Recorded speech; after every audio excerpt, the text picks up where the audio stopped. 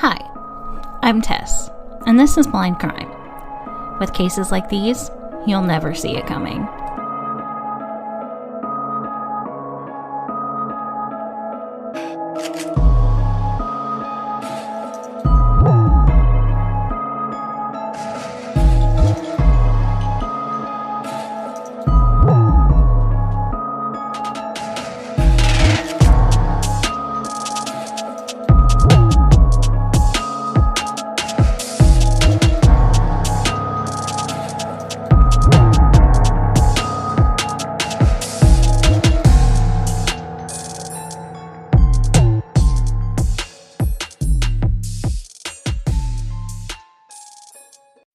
Hey guys, welcome back to Blind Crime. With cases like these, you'll never see it coming. I hope you all are doing well, and for those of you who experienced it, survived the snow, the ice, and the rain. If you lived in the South, then you definitely know what I'm talking about. The snowpocalypse and then the major flood of 2024. If you don't live in the South, then you probably don't know what I'm talking about, and you just won't get it.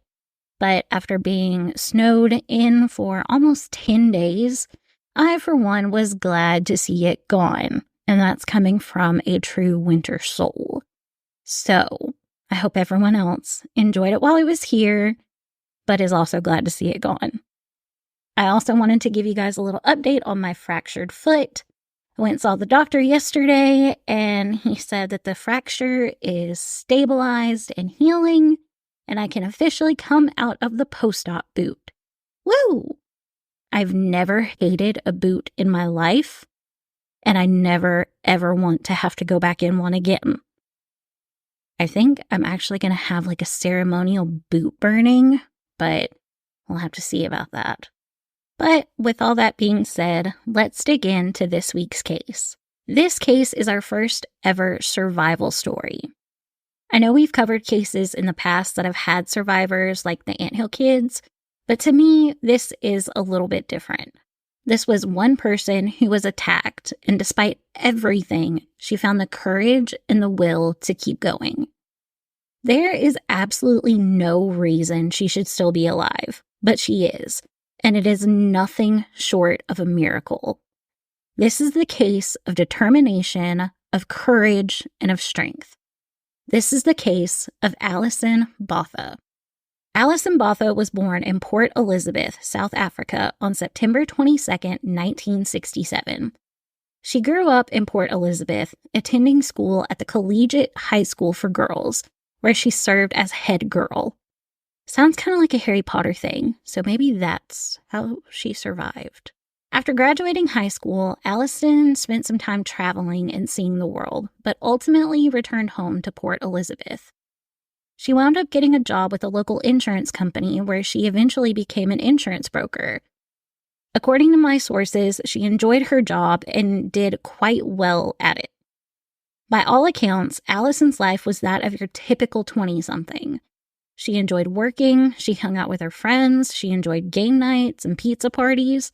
And that's exactly what she was doing the night of December 18th, 1994. Alison had invited some of her friends to her place for a night of games, pizza, and just to catch up and hang out after a long week at work. The girls spent their evening enjoying each other's company, and it was just one of those nights that you really didn't think anything could go wrong.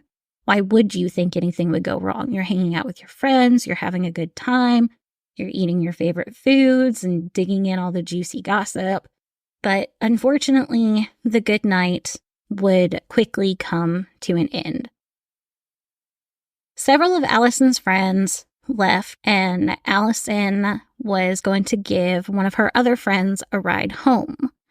When coming back to her apartment, Alison realized that she had left a basket of clean clothes in the front floorboard that she meant to carry in before. When she got home, she reached down to grab the basket, but before she could sit back up, her driver's side door swung open and a man's voice told her, "Move over or I'll kill you." Instinctively, Alison listened to the man and moved over into the passenger seat. The man identified himself as Clinton and said that he only needed to use her car for an hour or so. He said that he didn't want to hurt her, he just needed her car. Clinton drove to the other side of town where he proceeded to pick up another male, who then made Alison get into the back seat of the car. Alison knew at this point that something was very, very wrong. This man did not just want to use her car. These men were going to hurt her, and she knew that she may or not make it out alive.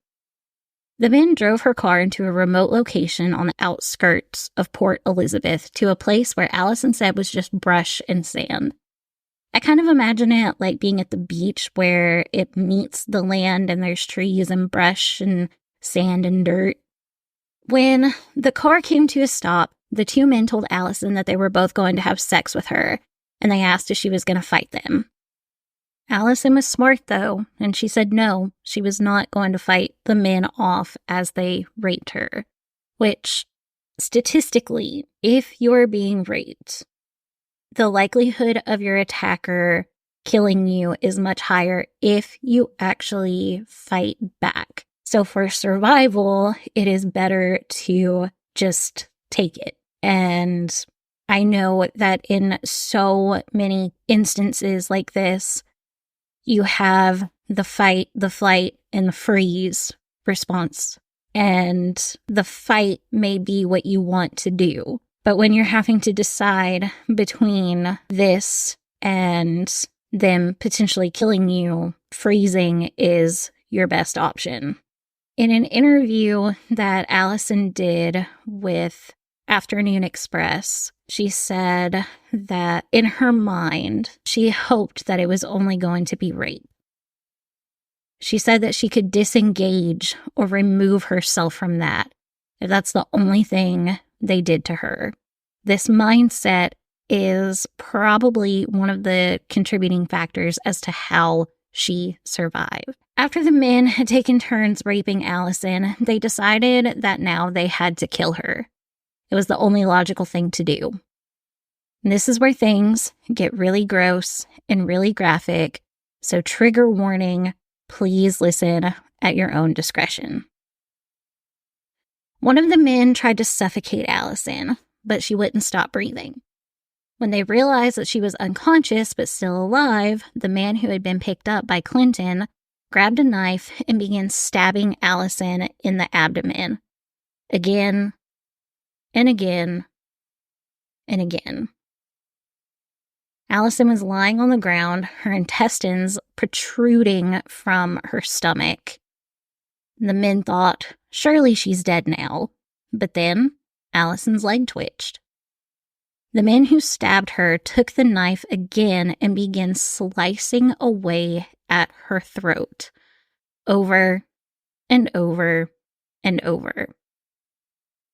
Alison said in an interview that she was mostly conscious during all of this, but she didn't feel any of the pain. Her body was completely numb, probably from shock. She said that what she remembers was when they were slicing her throat was seeing the man's arm go back and forth and back and forth and back and forth.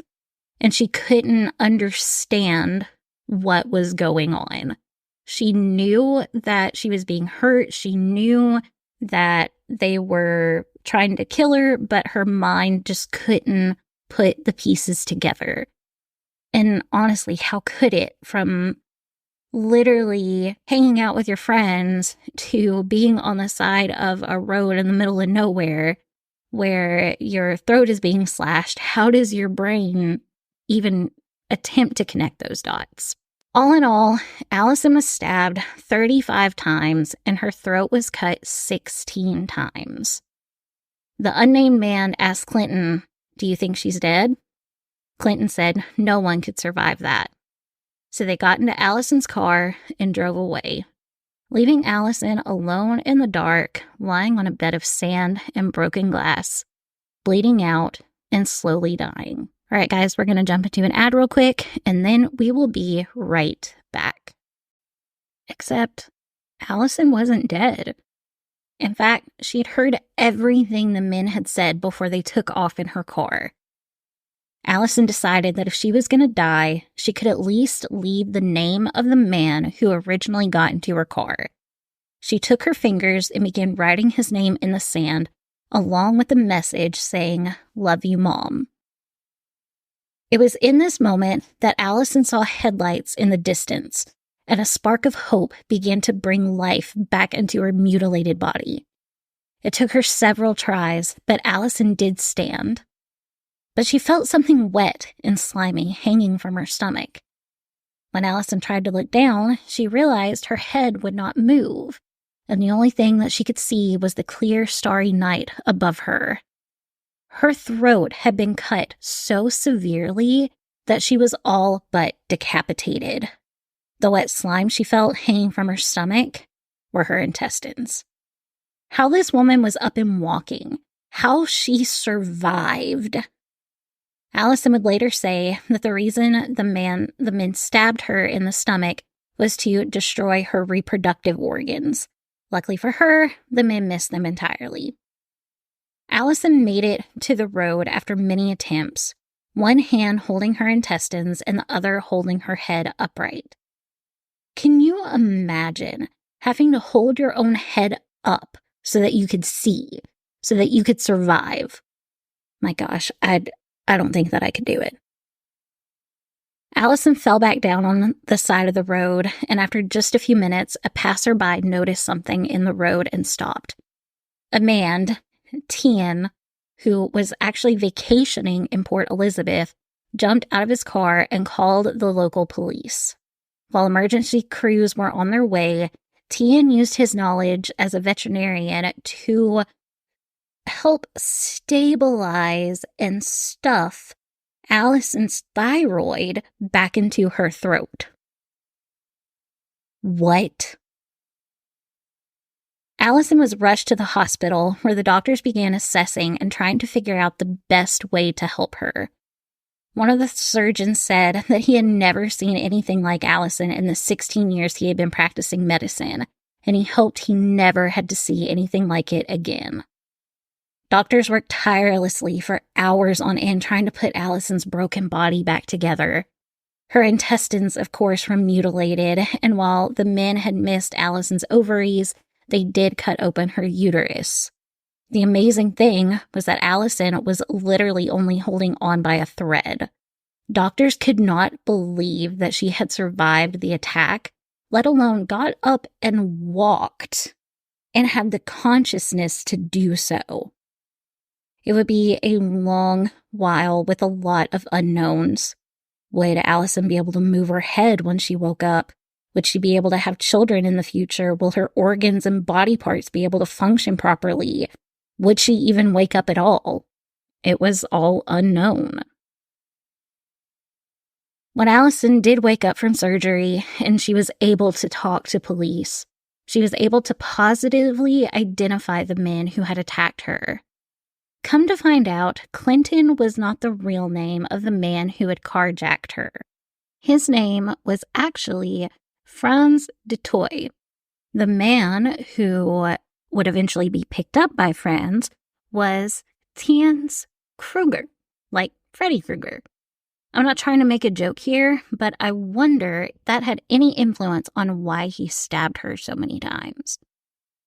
The two men were locally known as the Ripper Rapists, and because of Alison's survival and ability to identify the two men, the pair were arrested and charged with 8 different attacks across the area of Port Elizabeth. They both pled guilty and were sentenced to life in prison. The story doesn't end here, though. Alison has gone on to speak openly and publicly about her attack. She has said that when the men were stabbing her, she didn't know how to process what was going on. Her body was numb. She couldn't feel anything. But when they began to slice her throat, all she could see was the arm moving left, then right, repeat, repeat, repeat. While she did come in and out of consciousness, she was always acutely aware of what was going on. And while she couldn't make sense of it, she knew that she was being attacked and who was doing it to her and what she needed to do to survive. In the years since her attack, Alison has become a world-known speaker and author, having written 2 books about her attack and the events that have occurred since. The most prolific event that she said was the most wonderful of all was the birth of her children. She stated that part of the attack was to prevent her from having children. She said it was intentional, and the fact that she now has 2 beautiful children is the best thing that could have come from all of her struggles. She has received many awards, including the Femina Magazine Award for Woman of Courage, and she was also named Port Elizabeth Citizen of the Year. Alison was one of, if not the first women to talk openly about rape and sexual abuse in South Africa, and honestly around the world. She has made such an impact on not just women, but men who have been attacked. She is still to this day speaking out and telling her story, making it clear that going through something so horrific doesn't have to make your life horrible, that you can survive and you can make good of the bad in your lives. Lastly, the 2 men who attacked Alison were both released on parole sometime in 2023. They are under supervision, which I honestly don't know exactly what that means. Like, are they supposed to check in with a parole officer, or do they, live in a halfway house? I'm not sure, but either way, I want to know how. How are these 2 walking pieces of garbage allowed to be anywhere but behind bars? The justice system seems to be so full of holes here lately, with mistrials and murderers being let off on probation. That's a story that will likely be covered in the future, but I just don't understand. I guess I just want to believe in a better justice system. I don't know. But that is the case in the story of Alison Botha and her determination to survive. I want to end this episode with what I hope comes off as encouragement. I don't want it to be anything less than that. If you've been a victim of an attack of sexual or non-sexual nature, I want to tell you that you did not do anything wrong. You weren't stupid. You weren't in any way to blame. The outfit you were wearing wasn't too scandalous. The way you looked wasn't you asking for it. You didn't drink too much. You didn't act too flirty. You didn't do anything to make saying no worth being ignored. You didn't do anything to make yourself an easy target. You did nothing wrong. The world is full of evil, and unfortunately, we have to live in that world. You shouldn't have to worry about walking from your car to your front door, or from the grocery store to your car, or walking your dog, or playing with your kids outside the park. We shouldn't have to live in this fear of something bad happening to us if we're alone or if we aren't surrounded by a group of people, whether we know them or not. I love seeing the videos of girls approaching other girls in stores and being like, "Oh my gosh, how are you? I haven't seen you in forever," to prevent a creep from messing with someone. I think we all need to be like that, men and women alike. We need to protect one another. We need to be there for each other and do whatever we can to step in if needed. And sometimes you may step in and it be nothing, but other times you may be saving someone's life. Again, I repeat from the Timothy Ferguson episode, if you see something, say something. I hope that you know that you're stronger than you ever should have had to have been, and that strength is what has kept you going.